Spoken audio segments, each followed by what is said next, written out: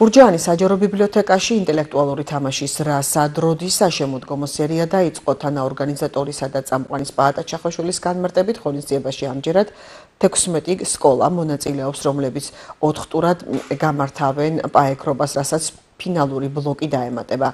სამი გამარჯვებული გუნდი კი გურჯაანის მუნიციპალიტეტის მერიის კულტურის სამსახურის მიერ დაწესებული პრიზებითა და სამახსოვრო საჩუქრებით დაჯილდოვდება.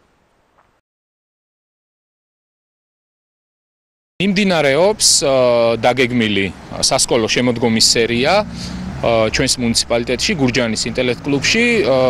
შემოდგომის სერიაში ჩართულია 16 საჯარო სკოლის გუნდი, როგორც იცით, თამაშებს აორგანიზებს ჩვენი მუნიციპალიტეტის მერიის კულტურის სამსახური.